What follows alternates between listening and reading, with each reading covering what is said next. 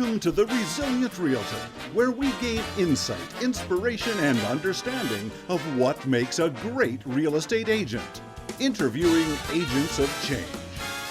And now, the host of The Resilient Realtor, an award-winning veteran real estate agent and community leader, Kim Hayden.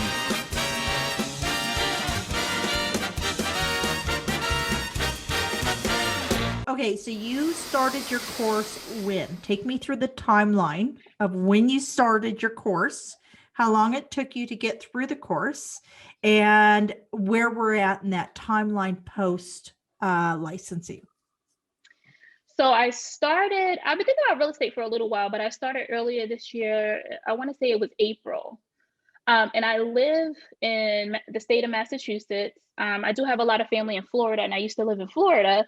So I actually started studying for my Massachusetts license first, but because of COVID, things were backed up and there was no way to get testing. Like testing just wasn't being scheduled. So I guess this kind of leads us back to that mindset of I'm going to find a way. So I thought, okay, while I'm waiting, I'm just going to go get my license in Florida.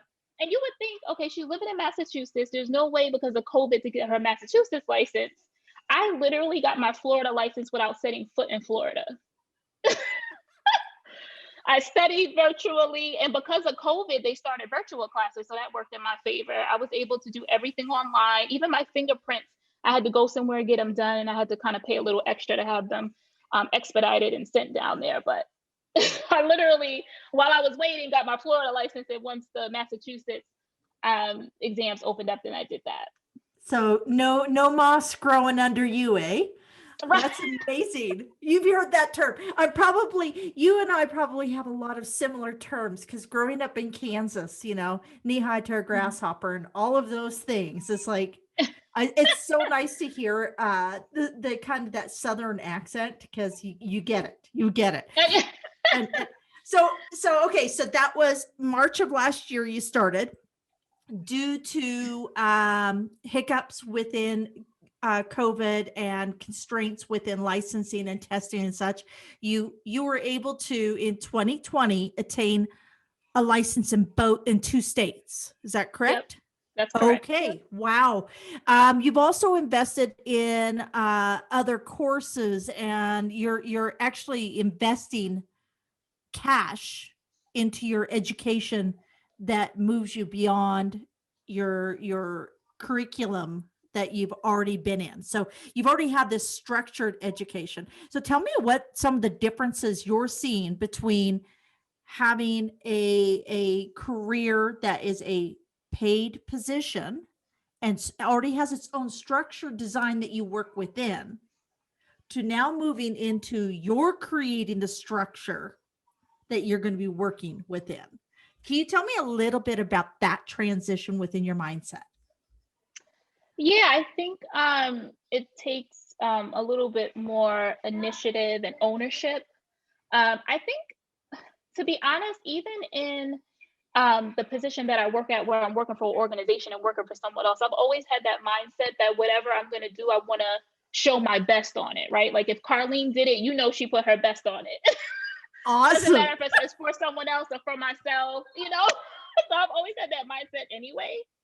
But I do feel a sense of ownership, and it feels good to have the control to do things the way I want to do them, right? Like obviously working for an organization, you have a boss, you have, kind of red tape that you got to go through if you want to make changes. But what I like about having my own business, I have the control to, have things run the way I run them, the way I want to run them. And I think, with starting this business, being new in it, I'm focused on building systems and workflows and perfecting them so I can take them and just rinse and repeat. Exactly. And that's the consistency. I think that's a huge challenge with for a lot of real estate agents who are coming from a sales background.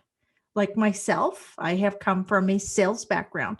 So the initiating and the kind of that mining for leads and such is very organic, but the back end is where a lot of people in sales that come from that industry tend to fail or trip along because documentation and the record keeping that you need just to ensure that you're creating best of service for your clients is challenging.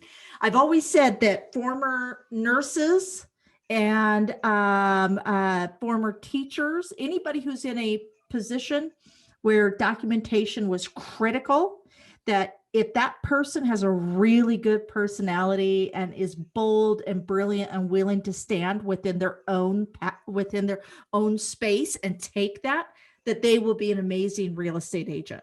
And a lot of welcome. Oh, I've always said that. That's like, I was going to say, that sounds like me.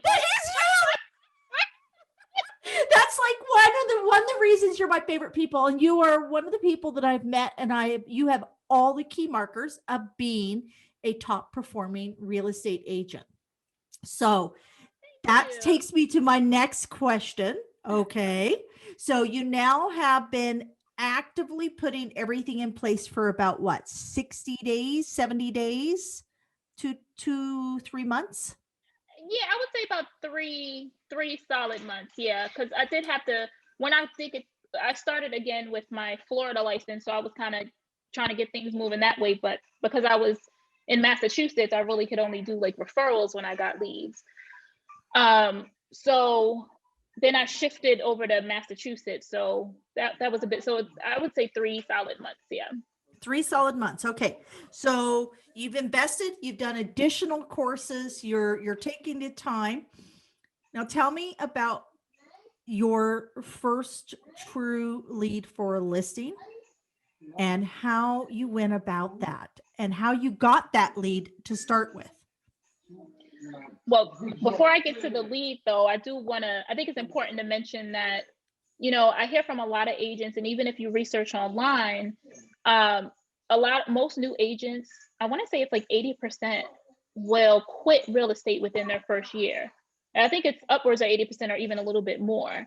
And I think that part of what helped me get there and get to this first client that I was able to get to was mindset, right? Like it's all down to mindset. And you have to recognize what motivates you and what you need to stay consistent. For me, I listen to like mindset training tapes, literally like recordings and about positive self-talk and meditation and things like that. So that really helped me get there.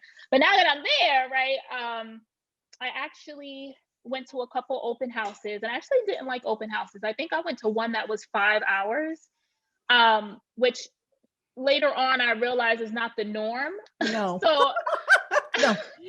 2 hours, baby. That's what you get out of me. 2 hours. Get them in, introduce the property.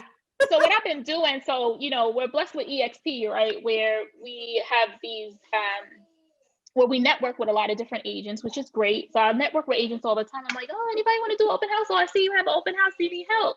So I one of the last ones I went to before this one, where I got my first client, it was 5 hours. And I thought, you know what? I'm not doing any more open houses. This is ridiculous. Like, I'd rather cold call or like, I mean.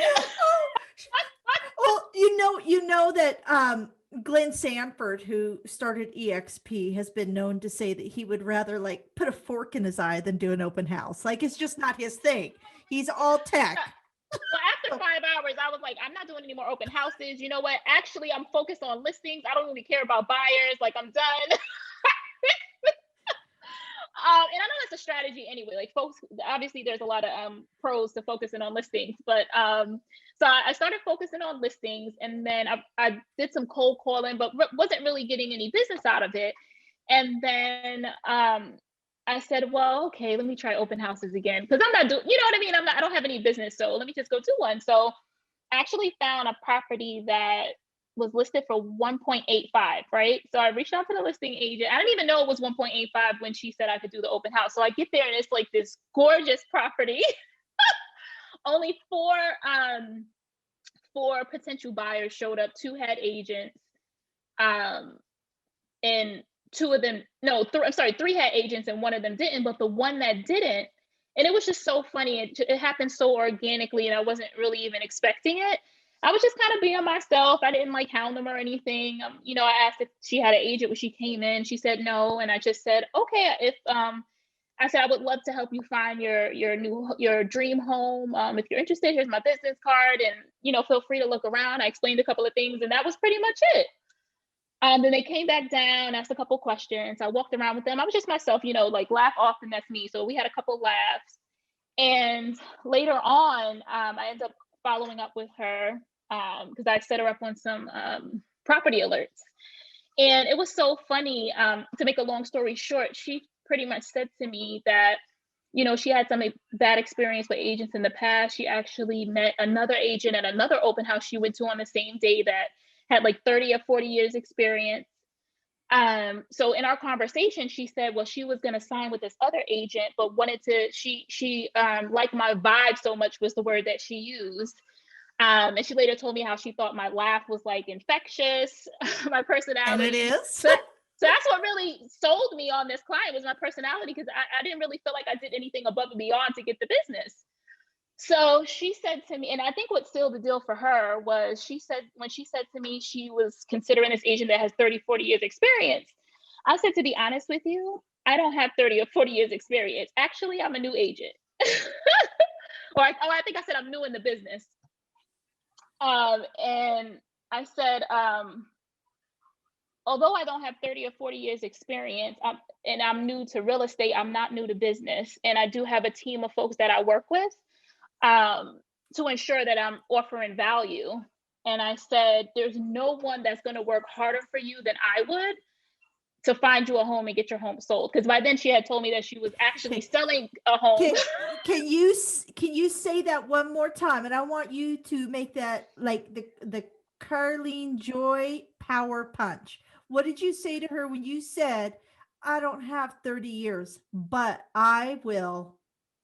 Yeah, and I said it with conviction because I really believed it.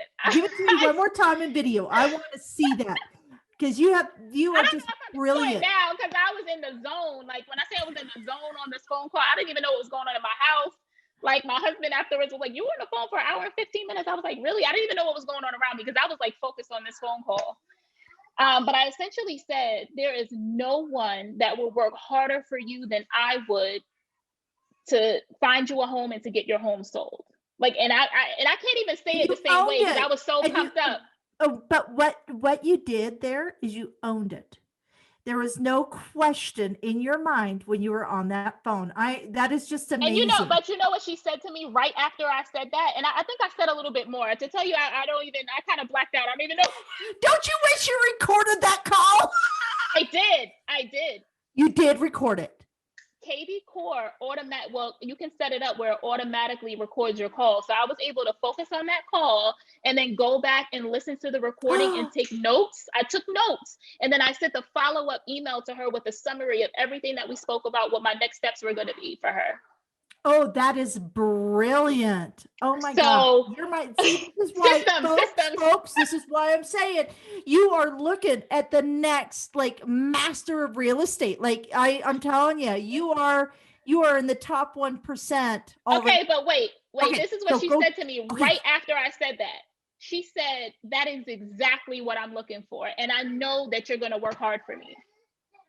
That is amazing. I think I was standing. I might have been standing up by that time. I might have fell off the chair. I don't even know. I was like in the zone. That is amazing. That is amazing. So you recorded this call. You were able to pull it apart, create the assets that you need to understand what was successful in that call. So that's brilliant. That is so. I want to know, what is your goal for 2021? I'm dying to hear this. Are you willing to put it out there? Because this is going to be like, no, I have to say it. Okay. Give me your conservative goal, because I know you're going to just knock it out of the park. I don't have a conservative goal. Oh. Okay. So I'm just going to tell you. Okay. Okay. We're ready. My goal is 77 listings. 77 listings. Okay. And tell me, what are the key assets that you have already learned? Like, you already have a couple powerful tools you're utilizing. So when we're looking at those 77 listings, so we're looking at traditional marketing, which is like an open house. a door hanger, that type of thing. And then we look at technology marketing, which is our Facebook, our, all those things. Have you gone, I'm just curious, have you broken all this down? Do you know like how you're going to be farming and working this next year? I have a outline, we'll say. And Yeah. I have an opportunity to get better at focusing because, I feel like, and I've said this a lot, that to me in real estate, I guess in life anyway, but in real estate, there's a lot of bright lights, right? Like, oh, you can buy listings here, you can do this here, you can do this here. So I have tried a couple different things and had some near misses where I almost tried something and found out later, it's lucky you didn't do that, So I have an outline of what I want to do. I've been trying different things like cold calling. Although that's not fun, apparently I'm good at it, and I didn't think that would be the case. I actually did a live cold call 2 weeks after I started, but I only had like 2 sessions, and that's recorded too, actually, in a group environment. So there was a coach, a real estate coach, and then a bunch of folks on the call. And she was so surprised at how natural I sounded with the script. She was like, "Tell everybody how long you've been doing this." I was like, 2 weeks? Like, so I think I want to get more into cold calling when I can spare the time. So I do have some goals written down with that as far as the frequency of it, how long I'm going to spend, FSBOs and expires and all that kind of stuff. And I do want to do some farming and some campaigns with door hangers and things like that, and target some neighborhoods. I'm actually also partnering with another agent to do some projects on some new developments. Awesome. And doing open houses that have like pop-up shops, so partnering with local businesses. And I also kind of want to double that and interview them and post them on my social media so they can share me with their fan base as well. So I have some things in the pipeline. That is amazing. So this time next year, we're gonna do this call again, because I think people need to see, because you're absolutely right. The numbers in real estate are brutal. There's not a lot of great training out there for new agents. There's not a lot of understanding of there is great training out there for new agents. The challenge is there's so many distractions. Like you said, it's very hard to mill through for those new agents, especially if this is the first time they've been in this type of industry where it's very self-directed. You have to take ownership, those types of things. And new agents, because we've gone down with the digital because of social media and the digital marketing out there, over the last 10 years, we've seen some mega agents come on and really be able to capitalize on these tools. However, with the new agents, a lot of times all that information is really focused on the technology tools, and they forget about the soft skills. And that one of the things that I see coming through here that is blatantly obvious, you organically have very strong soft skills. And like, this is a university course now. We're talking about people who don't understand body language, who cannot read anything because everything's been through a screen. And at the end of the day, a house is a real thing.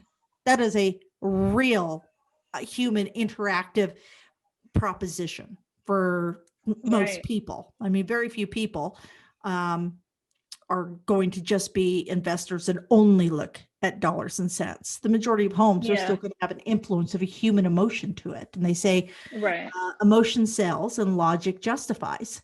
So if you're unable to actually engage with those people, with those soft skills, what are the podcast or books or anything that you listen to that you would recommend to new agents when it would come to maybe lifting their spirits when it gets a little hard? Because like you said a very true fact that 80% of the people will flush out in the first 12 months because they'll come in and We're relying on friends and family, and families are not spelt without lies. If you're relying on friends, that's the truth. Your family members are secretly using other agents. Just so you know. And I have a strategy around that. Give them approval and permission to use another agent, but say, hey, by the way, when somebody asks you about real estate, would you please be an advocate for me? And the person you use, they can just pay me a 25% referral. Start that family on the right track. I didn't even think of that. I like that. Yeah. Oh, don't worry. I'll teach you that one. The way You to always turn have the best ideas. I have to record our Zoom so I go back and listen to them. Like, what did Kim say again? I gotta write that down. So you've talked a little bit about the podcast. Tell me your top 3 that you think every woman that is striving to take her place in this world should listen to. Oh, that's tough. Because I'm like the Google queen. Like I Google a lot. I go on YouTube and I find different things. So it's hard to pin down like a specific Spotify a list. specific site that I use. No, I don't have a spot. I literally go online and find things. This next week, that's what you got to do. You got to start the Joy Living Boston Spotify list. What to listen to get you up and moving, to laugh with joy. That's a good idea. I gotta find. We just went down the rabbit hole. My joy is very organic. I can't turn it off. It's very annoying. No, it's not annoying. My husband's like, you're loud. It was fascinating after you and I talked, because I was walking through the grocery store, and after we talked, the excitement, the gentleman behind me, and we're all in mask. We are all on lockdown again in Calgary. We're all in mask mandate, so forth and so on. Mm-hmm. The gentleman behind me was putting his stuff on the conveyor belt, and he had a voice like yours. And you know what I did is I looked at him and I say, you know what? You have a voice full of joy. It's so nice to hear, because we can't see the smiles. And he stopped and he looked at me and he goes, thank you. And I said, I just wanted to thank you because I've had the best shopping trip ever. So, and that's you. That, like you said, it's innate. It's just part of your being. No, I do love it. But the only reason I say it's annoying because it could be like 4 a.m. Like I've gone to meet like coworkers at the airport at 4 a.m. because we were flying somewhere. And I'm like, everybody's like, like this, like I need my coffee. I'm like, hey, good morning. They're like, oh, here comes Carlyne. I literally cannot turn it off. So okay, so tell me the mantra you live by. I would say some key things are authenticity. You know, you have to be true to yourself first, right? And not everyone is going to be the right client for you, and that's okay. And when your right client comes along, you'll know. And I think resilience too, right? Like, you know, you're going to come across some tough situations, especially when you come across people that, you know, you didn't quite mesh with. You may think it's you. And it could be, right? Or it could be them, who knows, but that's okay. So I think authenticity, resilience, and kindness. You have to be kind to yourself. Like, it's okay to mess up. That's why there's tomorrow, God willing. Do it all over. Absolutely. Absolutely. So, Carlyne, can you share with me all your handles and how we can follow you so we can have a little joy in our lives? Sure. So, Joy Living Boston. That's my website. As far as Facebook and Instagram, it's Joy Living Boss. So just Joy Living BOS. Awesome. So I can't thank you enough for sharing your time. I love just chatting with you. I love how you, congratulations. Congratulations on, you know what, giving a traditional form another chance and utilizing it to the absolute best of who you are. And I know you have lots of amazing to share with us next year. Oh, thank you, Kim. And I appreciate you inviting me to be on here and be able to share some laughs with you. As you know, I love you so much. I enjoy every moment with you. And every time I have a conversation with you, I walk away with some idea that I feel like I have to put into action. Like even at this open house, I'm like, I have to bake cookies because Kim said it. I was trying to remember. I'm like, it's sight, sound, and smell. So I gotta bake cookies. Absolutely. Sight, sound, scent. Make your audio track. Give that home a soundtrack. Feed those people in the kitchen, because we all know the kitchen's the heart of the home. And make sure you are the site that secures that business. That's right. All right. Thank you again, Carlyne. And thank you for joining me on the Resilient Realtor here. And, just seize the opportunity, smile big. Even if you got a mask on, people still see it in your eyes. They feel it in your body. They, share it out forward, and visit us at resilientseries.com and realresilienttour.com. Bye for now. Thank you for joining us today. Until next time, be an agent of change.